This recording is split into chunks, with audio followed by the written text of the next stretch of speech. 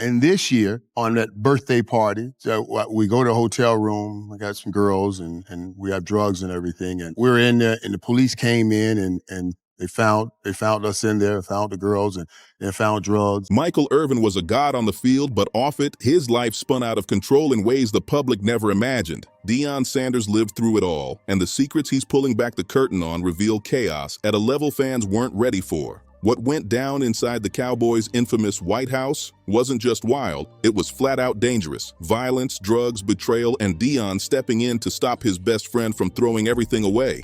Nobody knew Irvin's demons better than Primetime himself. And then March 5th is my birthday, and so I have one big party, hang out, have fun, and then that's it. I'm starting back training, and then I didn't do anything. I was just training football, and I would do this every year. And this year, on that birthday party, so we go to a hotel room. I got some girls, and we have drugs and everything. And we're in there, and the police came in, and they found us in there, found the girls, and they found drugs. What Sanders saw during those dark Cowboy years was terrifying. A side of Irvin so destructive, it nearly erased his entire legacy. This isn't the glossy NFL highlight reel. This is the raw, bloody truth about how drugs, rage, and unchecked ego almost destroyed a legend. The Cowboys of the mid-1990s were living like kings, untouchable by law, partying like tomorrow didn't exist. With 3 Super Bowls in 4 years, the team felt immune to consequences. And Irvin was the face of this reckless empire, but it all cracked on March 4th, 1996. Everett was the new guy. Man, I'm working, and we messing with Everett, And Big E and the guys, they started messing with. You can't let that little receiver mess, dude. And everybody, oh my, over here, cause we were trying to get, okay. And then Everett, cause we had drinks, he get up, dude, to be truthful, and I'm gonna let people know, I was getting my ass kicked. This big old joker was whooping my butt. That day, Irvin and teammate Alfredo Roberts got arrested at a Dallas residence inn, and the details sent shockwaves across the league. Cops found 10.3 grams of cocaine, more than an ounce of weed, drug gear, and 2 escorts in the room. This wasn't just a bust, it was proof the Cowboys dynasty had rotted from the inside out, and the nightmare didn't end there. The arrest also pulled the curtain back on the White House, a secret party house where players indulged in drugs, women, and chaos right under the NFL's nose. But how the truth came out was even messier. Irvin's own aide, Dennis Penny, filmed him buying cocaine and sold the tape to Dallas station WFAA-TV. Betrayal at its dirtiest.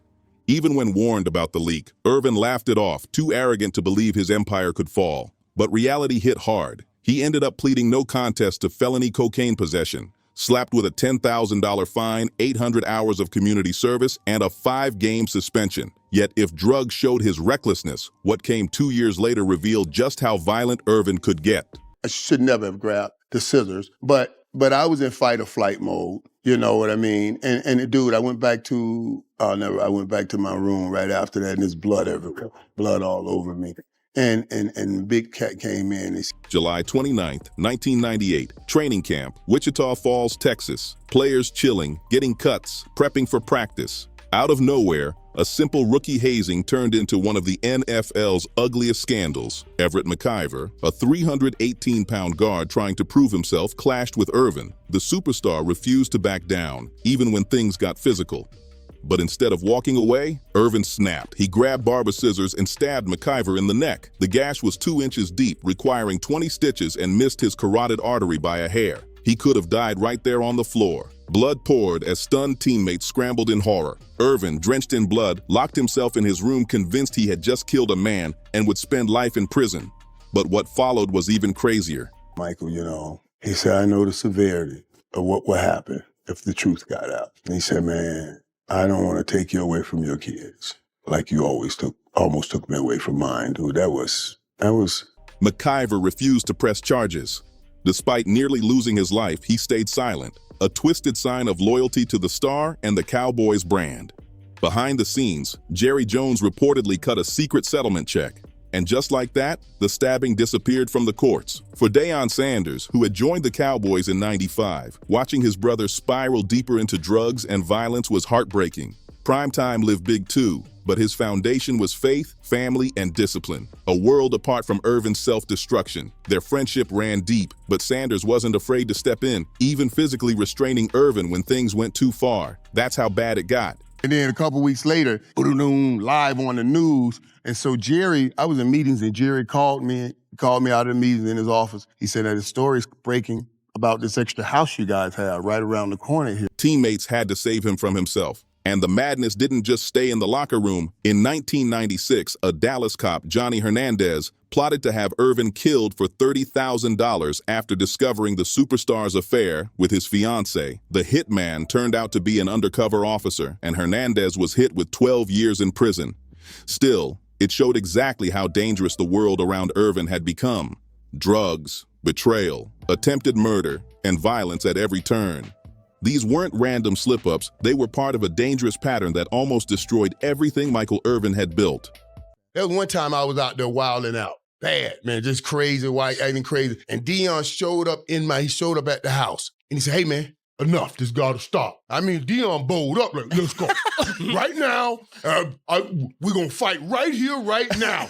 The man who once clawed his way out of poverty to become one of the NFL's greatest receivers turned into a ticking time bomb, ready to explode at any moment. His career came crashing down on October 10, 1999, in a game against the Philadelphia Eagles. Irvin suffered a brutal neck injury that ended everything in an instant. Cameras caught the scene, but what fans remember most was the image of Deion Sanders kneeling and praying over his fallen friend.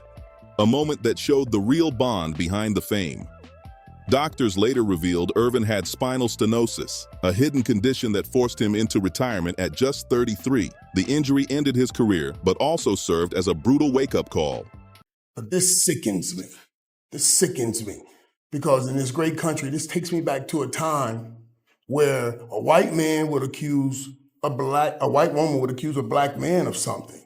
And they would take a bunch of guys that were above the law, run in the barn, put a rope around his foot, and drag him through the mud and hang him by the tree. For Sanders, seeing his brother's career vanish in one snap was proof of how fragile football really is and how dangerous the path Irvin had chosen had become. But walking away from the NFL didn't end Irvin's battles, it made them worse. Without football to keep him grounded, he spiraled deeper into addiction, desperation, and chaos. And that's the truth Deion Sanders has carried, a truth darker than the headlines about how close Irvin came to losing not just his career, but his very life. The rise and fall of the playmaker is a story of power, ego, and excess.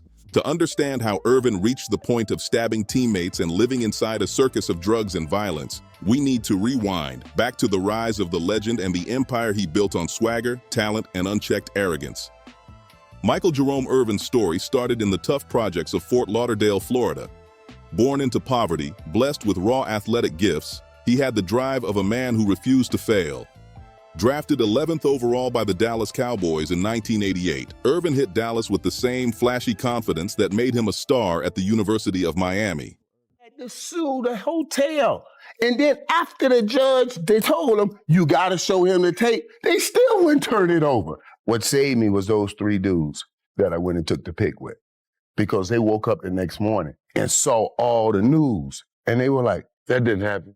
But even in college, the warning signs were flashing. His very first day at Miami turned into a showdown that set the tone for the rest of his life. It wasn't just freshman hazing gone wrong. It showed Irvin's refusal to accept disrespect no matter the cost. Coach Jimmy Johnson saw it immediately. Irvin had elite talent, but a dangerous edge that could bring trouble. And that same intensity, the thing that made him unstoppable on the field, became a loaded weapon off it. When Irvin joined Dallas, the team was a mess, fresh off a 3-13 season in '88, with Johnson trying to rebuild from the ground up. But what started as a broken franchise soon turned into one of the NFL's greatest dynasties and one of its wildest scandals. From 1988 to 1999, Irvin racked up 750 catches, nearly 12,000 yards, and 65 touchdowns, becoming a cornerstone of the triplets alongside Troy Aikman and Emmitt Smith. Together, they delivered 3 Super Bowl rings in '92, '93, and '95.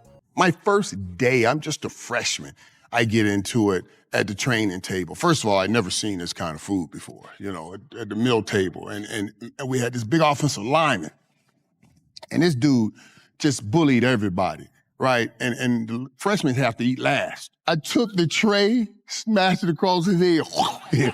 But with the wins came arrogance, and with arrogance came the belief that rules no longer applied. The party culture exploded after Johnson left in '93, replaced by Barry Switzer, a coach who looked the other way. Without Johnson's discipline, players ran wild, and Irvin, the emotional heartbeat of the team, became the architect of one of the NFL's most infamous dens of chaos, the White House. And no, this wasn't just a nickname. The White House was a real two-story brick house at 115 Dorset Drive in Irving, Texas, leased under teammate Alvin Harper's name to shield Irvin from scandal. The rent ran $2,000 to $3,000 a month, money the players threw down without blinking. Jimmy called me in the office. I said, this joker finna send me home. I just got here. Yeah. I just got here, right? And then a couple weeks later, we're freshmen working at freshman's workout, right? And we get the music box. But the most outrageous part, the house sat just 100 yards from the Cowboys Valley Ranch practice facility. Players could literally walk from team meetings to all-night chaos, staring at their workplace from their playground. That was the Cowboys' reality, a dynasty built on touchdowns by day and self-destruction by night. The Cowboys' infamous White House wasn't some wild rumor. It was real and it was outrageous. Inside, 5 themed rooms were set up for every vice imaginable. Weed rooms, cocaine rooms, ecstasy rooms, and spots dedicated to non-stop sexual escapades. Michael Irvin crowned himself the president of this empire, running it with military-like precision. From Friday after practice to late Sunday night, the White House turned into a 72-hour circus. 10 to 20 players would show up, joined by 20 to 50 women. Escorts, strippers, and even fans pulled from Dallas clubs like Baby Dolls. The players pooled cash to fund it all, but Irvin's fat paycheck covered most of the costs. By 1995, Deion Sanders stepped into this madness after signing a record $35 million deal, and Irvin was the one who pulled him in. Their bond was deep, built on mutual respect and competition, but now Deion was walking into a culture designed by his closest friend. Irvin didn't just recruit Sanders to the Cowboys for football. How bad did the culture of misbehaving get? Jimmy kept a tight rein on all of us, even through the off season. All of those off season workouts, they were voluntary, mandatory. So they're voluntary, but you better be here. That kind of a thing, or you may not be here. He wanted him in the empire he'd built, where the rules of the outside world didn't matter. But Sanders was different. Despite his flashy primetime image, he drew lines. He showed up at the White House parties, but never fully dove in. His Christian faith and personal discipline kept him at the edges, while others lost themselves in the chaos. And those boundaries, they saved him when the Cowboys' culture spun completely out of control. The parties were legendary, orgies fueled by unlimited drugs and alcohol. Irvin himself admitted years later. Mac was the same way, man. Mac was a dog, man. Right. And Mac had a whole different type of game. And Jerry was too. Andre Rison was a dog. Right. Yes, I played with some guys that can go to work, and we went. In that room, you may be smoking weed. In this room, they may be doing ecstasy, coke, whatever players bragged about their conquests, but the toll was brutal. Suspensions, injuries, and the slow death of the Cowboys dynasty. Even at the height of the madness, Irvin knew what he was doing was destroying him. But he couldn't stop. The empire he built to feel powerful had begun eating him alive, turning his drive and intensity into his biggest weaknesses.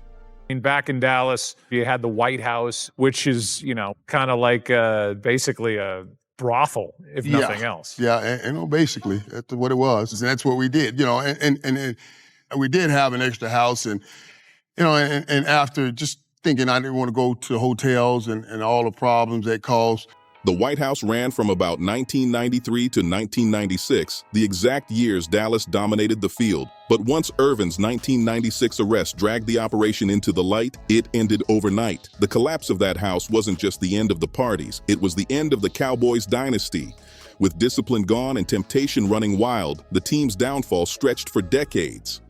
So I thought that maybe I should get some guys together and we just buy an extra house, and we did. We had an extra house. It was right around the corner. I mean, you go in the backyard and you can see the practice field. So, we practiced right there. Which means you could be on the practice field and see the White House. For Irvin, losing that world meant losing control, and his spiral only got worse. The qualities that made him unstoppable on Sundays, his intensity, his refusal to compromise, his obsession with control, turned into weapons of self-destruction when football was gone. By 1999, his playing career was over, but instead of peace, retirement sent him into his darkest era. Just months later, on March 1st, 2000, he was busted again. This time in Irving, Texas, caught with 3.5 grams of cocaine in his Lincoln Navigator during a routine traffic stop. Already on probation, he faced up to 7 years in prison. The image of the playmaker, once untouchable, reduced to another drug arrest in a hotel parking lot was devastating. Football was gone, his structure was gone, and he was free-falling into addiction and despair. But it was at this breaking point that Deion Sanders made the most important move of their friendship. Early 2001, just before Irvin's indictment, Primetime picked up the phone at 6 a.m. in Atlanta and called his brother in crisis. This wasn't a casual chat. Deion knew Irvin was about to collapse completely. For 20 to 30 minutes, Sanders poured into him, speaking life into a man who had nearly lost it all. That phone call, it may have saved Michael Irvin's life. Look, I don't know what it was or whatever it is, but let's fix it. I love you, my brother. That's how Michael Irvin described the call from Deion Sanders. Tearful, raw, and heartbreaking. Irvin admitted, "It breaks my heart.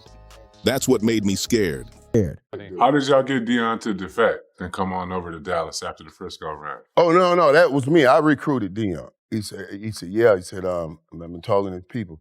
I said, all right, you talk to the people. I'm gonna talk to him. I'm gonna call him. Right to the source. Right. So I called him.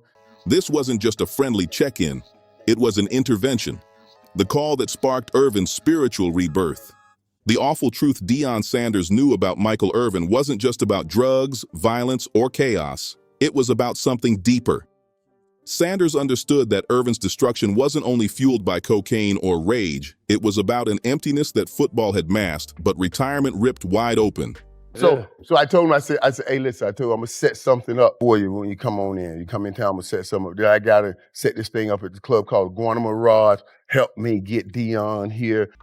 That early morning call pushed Irvin toward faith. By 2001, he joined the Potter's House in Dallas under Pastor T.D. Jakes. "I turned my life over to Christ," Irvin later said. "It took 40 years to realize God's hand." The 2000 cocaine charges were dismissed, but the transformation sparked by Sanders would outlast any courtroom battle. Sanders had always seen something in his brother, not just the fire that could destroy him, but the soul that could be redeemed. He knew that beneath the scandals, the addictions, and the broken headlines, Irvin was searching for real healing. By 2002, Irvin reinvented himself as a broadcaster on ESPN, but his past followed him like a shadow. In 2007, he was accused of sexual assault in a Florida hotel. Irvin fought back with a $100 million countersuit. The case settled quietly in 2011, but his reputation took another hit. In 2017, another accusation surfaced in Fort Lauderdale, but prosecutors declined to charge him after surveillance footage undercut the claims. Still, the headlines wouldn't let him escape. Through all of it, Sanders never wavered. The same man who had restrained Irvin at his worst was now standing with him in public, offering strength when the world wanted to tear him apart. Their brotherhood had gone from the wild 1990s Cowboys to a faith-driven, unconditional loyalty that no scandal could shake.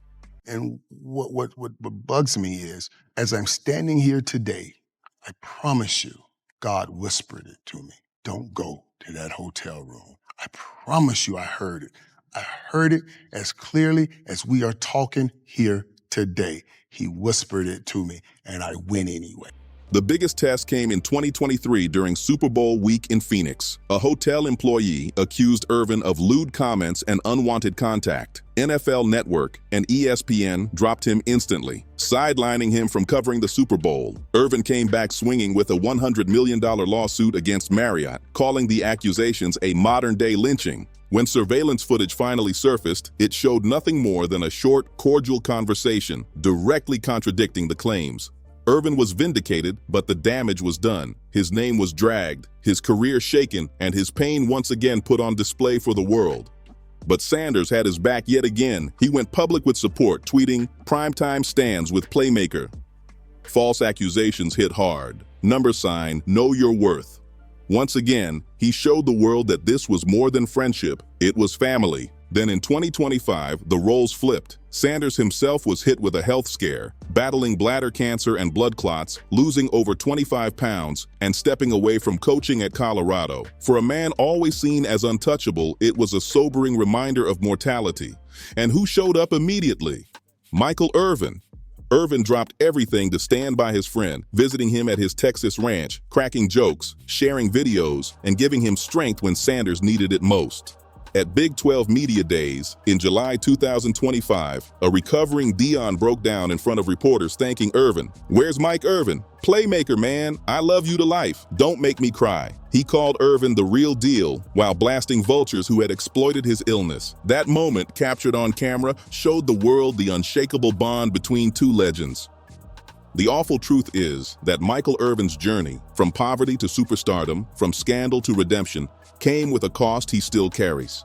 His fiery personality, the same drive that made him a Hall of Fame receiver, also pushed him into some of the darkest corners of fame. And yet, at 59 years old, he's still here, broadcasting, mentoring young players, and standing shoulder to shoulder with Deion Sanders, the brother who refused to give up on him. And now I've got to ask you, what do you think about Michael Irvin's journey? Was he unfairly haunted by his past, or did his own demons create his downfall? Drop your thoughts below in the comments. Don't forget to like this video, share it with a friend, and smash that subscribe button so you never miss the next wild story we break down.